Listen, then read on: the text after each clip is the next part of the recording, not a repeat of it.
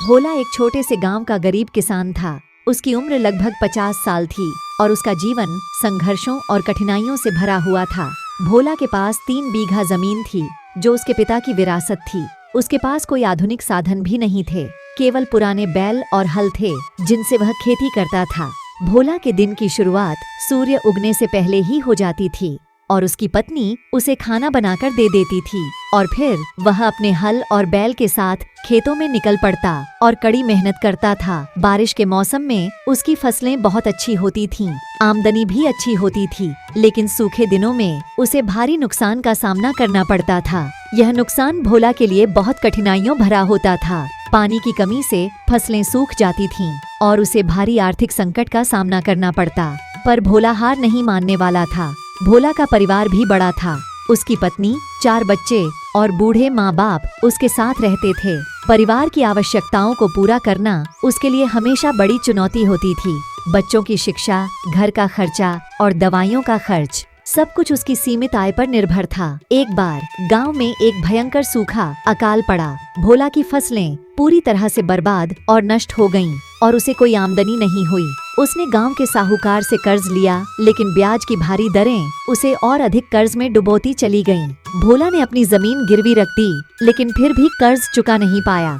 इस मुश्किल समय में भोला ने हार नहीं मानी। उसने अपने बच्चों को पढ़ाई जारी रखने के लिए प्रोत्साहित किया। उसकी पत्नी भी खेतों में उसकी मदद करती और घर के खर्चों को कम करने के लिए हाथ से बने सामान बेचने लगी। परिवार के सभी सदस्य एकजुट होकर इस संकट का सामना कर रहे थे। भोला ने सरकार की कुछ योजनाओं के बारे में सुना जो गरीब किसानों की मदद के लिए बनाई गई थीं। उसने इन योजनाओं के तहत आवेदन किया और थोड़ी सी मदद प्राप्त की। उसने नए बीज और खाद खरीदी और अगले सीजन के लिए फिर से खेती शुरू की।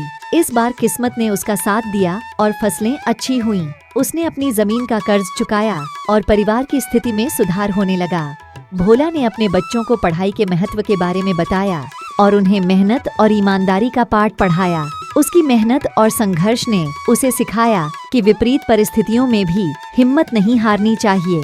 उसने अपने बच्चों को यह सिखाया कि शिक्षा ही एकमात्र साधन है जो उन्हें गरीबी से बाहर निकाल सकता है। भोला का संघर्ष और उसकी मेहनत का फल उसे तब मिला जब उसके बड़े बेटे ने इंजीनियरिंग की पढ़ाई पूरी की और शहर में एक अच्छी नौकरी पाली। परिवार की आर्थिक स्थिति में सुधार हुआ और भोला को अपने जीवन की सबसे बड़ी खुशी मिली।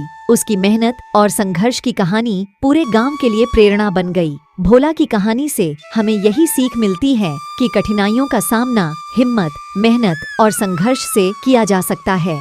जीवन में चाहे कितनी भी मुश्किलें आ जाएं, अगर हम अपने लक्ष्य पर अडिग रहें और निरंतर प्रयास करते रहें तो सफलता जरूर मिलती है। कहानी अच्छी लगी हो तो लाइक एंड सब्सक्राइब जरूर करें। धन्यवाद।